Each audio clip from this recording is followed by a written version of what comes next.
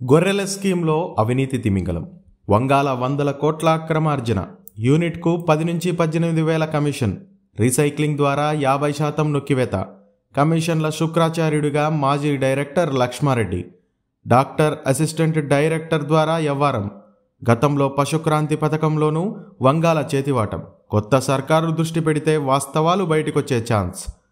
కేసీఆర్ ప్రభుత్వం 2017లో గొల్ల కుర్మ యాదవుల కోసం ప్రారంభించిన గొర్రెల పంపిణీ స్కీమ్లో జరిగిన అవకతవకలకు కారణమైన అవినీతి తిమింగలంపై స్పష్టత వస్తోంది.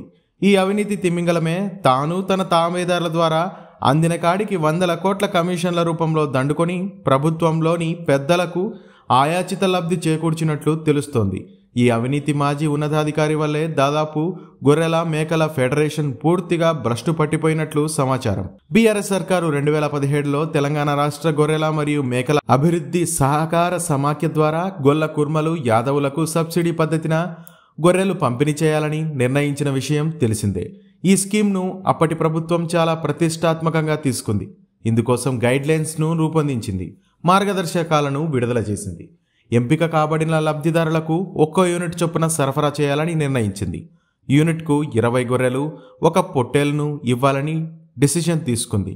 ఇందులో లబ్ధిదారుడు 25% భరించగా అప్పటి ప్రభుత్వమే 75% చెల్లించింది.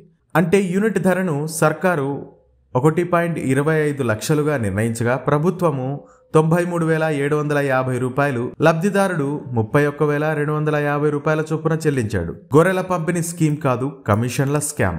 తెలంగాణ ప్రభుత్వం ఎంతో ప్రతిష్టాత్మకంగా చేపట్టిన గొర్రెల పంపిణీ స్కీమ్ పూర్తిగా కమిషన్ల స్కామ్గా మారిపోవడం గమనార్హం. ఈ మొత్తం వ్యవహారాన్ని తెలంగాణ రాష్ట్ర గొర్రెల మరియు మేకల అభివృద్ధి సహకార సమాఖ్య మాజీ మేనేజింగ్ డైరెక్టర్ వంగాల లక్ష్మారెడ్డి చూసుకోవడం విశేషం. గొర్రెల పంపిణీ స్కీమ్ను మొత్తం ఈయన అవినీతిమయం చేసినట్లు తెలుస్తోంది. గొర్రెల పంపిణీ పథకంలో అడ్డగోలు దోపిడీ చేసేందుకు మాజీ డైరెక్టర్ వంగాల లక్ష్మారెడ్డి ఒక వ్యవస్థనే క్రియేట్ చేసుకున్నాడు.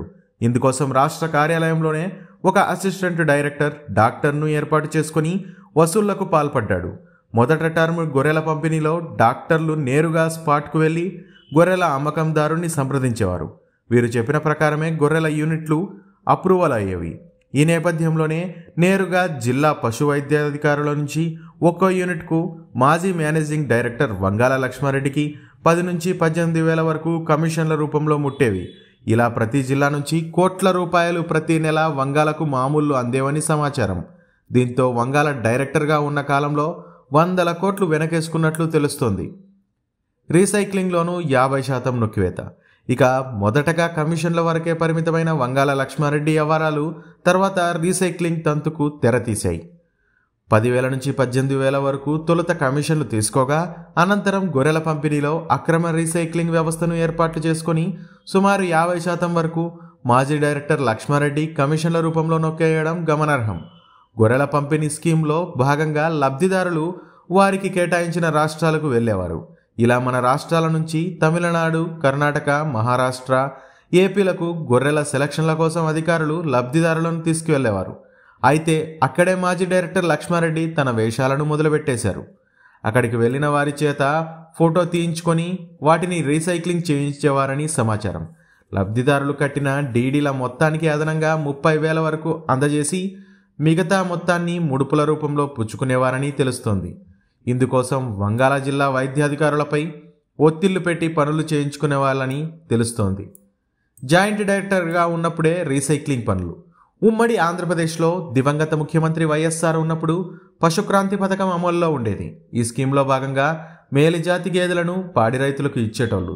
వీటితో పాటు దానా కూడా పాడి రైతులకు సరఫరా చేసేవారు. అయితే అప్పట్లో ఉమ్మడి మెదక్ జిల్లా జాయింట్ డైరెక్టర్గా పనిచేసిన లక్ష్మారెడ్డి పశుక్రాంతి పథకాన్ని పూర్తిగా భ్రష్టు పట్టించినట్లు సమాచారం.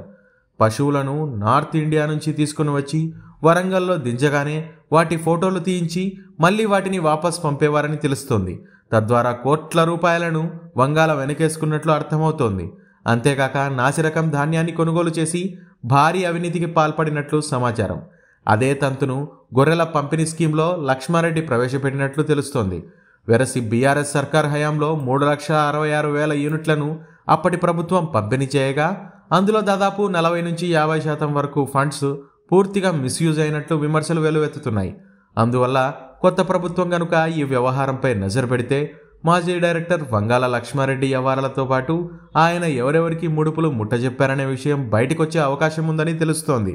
అంతేకాక ఈ వ్యవహారంపై రాజకీయ నాయకులకు ఎవరెవరికి ఎంతెంత ముడుపులు ముట్టింది, ఓ యువ నాయకుడు ఎన్నికలలో పోటీ చేయడానికి అవినీతి అధికారులు చందాలు వేసి అతనికి పార్టీ ఫండ్గా చెల్లించిన కథాకమామిషు మరో కథనంలో మీ ముందుకు తేనుంది. ఆదాబ్ హైదరాబాద్, మా అక్షరం అవినీతిపై అస్త్రం.